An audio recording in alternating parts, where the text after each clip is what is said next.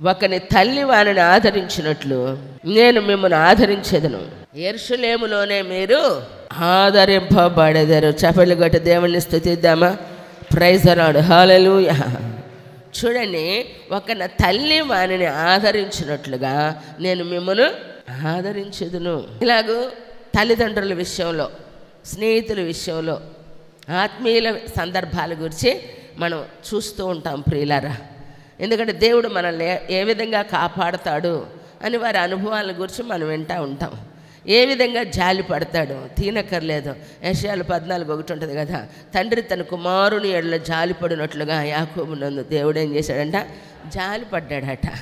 తండ్రి తన కుమారుని శిక్షించినట్లుగా ఏమండి గద్దించి కుమారుడు ఏమవుతాడట? గద్దించినప్పుడు బాధపడద్దు.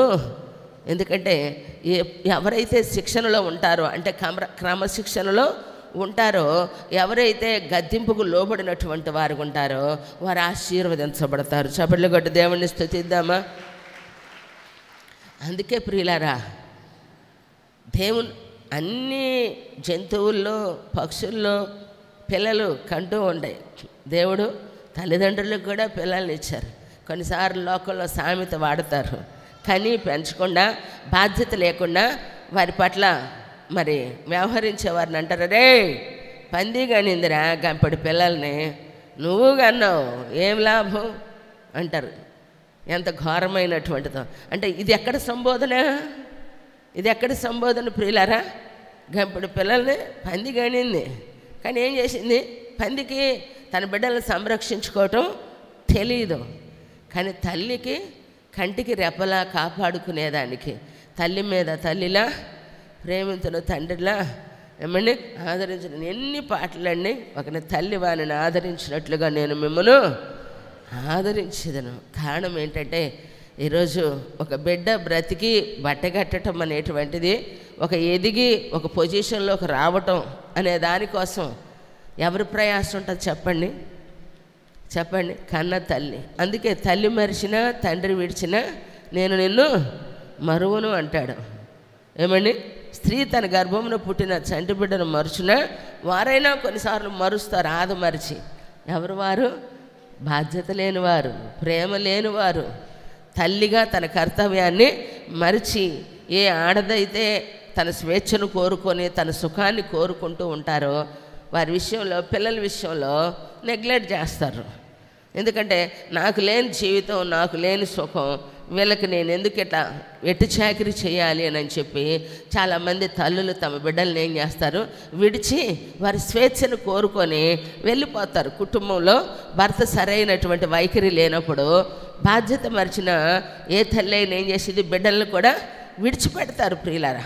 అందుకనే దేవుడు అంటూ ఉంటాడు, అలాంటి తల్లులు కొంతమంది ఉన్నారు. కర్తవ్యాన్ని మరిచిన ప్రతి వాడి జీవితంలో నష్టపోయేది ఎవరు అంటే పిల్లలే. తల్లి తండ్రి విడిచినవన్నీ. అందుకే దేవుని ప్రేమను మనం గుర్తు చేసుకుంటాం అన్నమాట ప్రతి సందర్భంలో. ఈ లోకంలో తల్లి ప్రేమను మించిన ప్రేమ, తల్లిదండ్రులు మించిన ప్రేమ ఏదీ లేదండి. ఎందుకంటే మన ఈ మధ్య ఇవన్నీ క్వశ్చన్స్ వస్తూ ఉంటాయి కదా, ఏమండి ఆర్గ్యుమెంట్లు జరుగుతూ ఉంటాయి. కొన్ని కాంట్రవర్సీలు కూడా చూస్తూ ఉంటాం. దానికి ఇది కాదు అది కాదు ఇది అని చెప్పిన దాన్ని బట్టి మరి ఎవరి ప్రేమ గొప్పదే? తల్లిదండ్రుల ప్రేమ గొప్పదా, భర్త ప్రేమ గొప్పదా అంటే ఏం చెప్తారు మీరు? ఇవాళ మదర్స్ డే తల్లిదండ్రుల ప్రేమ గొప్పదంటారా? ఎవరి ప్రేమ గొప్పది? మరి గొడవ వచ్చినప్పుడు పెద్ద మనుషులు తీర్పు తీరుస్తే ఏమంటారు? అమ్మా నాన్న ఎన్నాళ్ళు ఉంటారా? నీ భార్య నీకు కావాలా, నీ పిల్లలు నీకు కావాలా, వాళ్ళు ఎట్టకట్ట బతుకుతారు, వదిలే, ముందు మీరు బాగా బతకండి పోండి అంటారు. ఎందుకనో ఆలోచించారా? అందుకని ఏమంటారు? భార్యాభర్తల ప్రేమే గొప్పది, కలకాలం కలిసి నడిచేదానికని భర్త ప్రేమ గొప్పదని ఒకరు చెప్తే, ఒకరేమో తల్లి ప్రేమ గొప్పదే. నిజానికి భార్యాభర్తల మందంలో ప్రేమలో తెలుసుకున్నప్పుడు, షేరింగ్ అనేది ఉన్నప్పుడు అది గొప్పగా అనిపించినా తల్లి ప్రేమ తర్వాతే ఈ లోకంలో ఎవరి ప్రేమ అయినా. చప్పట్లు కొట్టి దేవుణ్ణి స్తుతిద్దామా? తండ్రి కూడా కోపం వస్తే కొన్నిసార్లు వదిలే, వీడికి అర్థం కాదు, వీడికి ఎంత చూసినా అని ఏం చేస్తాడు? కోపం వచ్చింది. ఉన్నా వ్యక్తపరచుకోలేరు, ప్రేమ వ్యక్తపరచలేరు, కోపాన్ని వ్యక్తపరచలేరు. కానీ తల్లి ఏం చేస్తూ ఉంటుంది? తండ్రి కొడితే వీడికి సాయంత్రం దాకా అన్నం పెట్టొద్దు, వీడు కొంపలోకి రానియొద్దు, వీడు ఉంటే ఉంటాడు, పోతే పోతాడు, బతికినోడు కాదు సచ్చినోడు కాదని కోపంతో, మాట వినలేదని కదా తండ్రి గద్దిస్తే తల్లి ఏం చేసిద్దండి?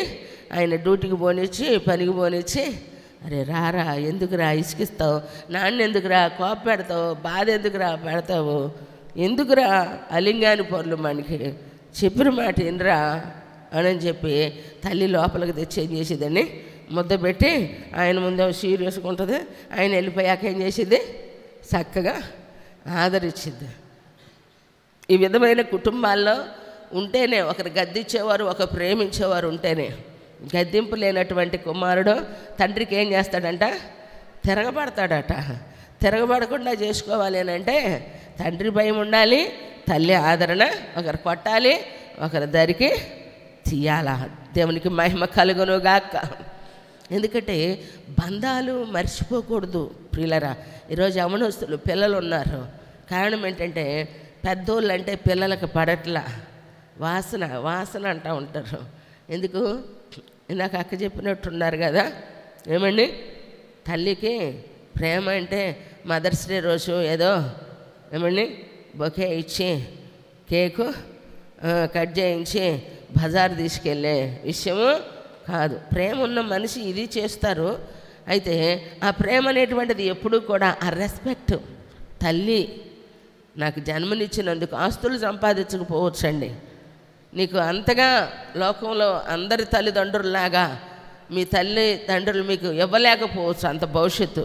కానీ జన్మనిచ్చిన ఒకే ఒక కారణాన్ని బట్టి తల్లిని తండ్రిని గౌరవించటం ఈరోజు పిల్లలు నేర్చుకోగలిగిన వారి గుండాల. దేవునికి మహిమ కలుగునుగాక.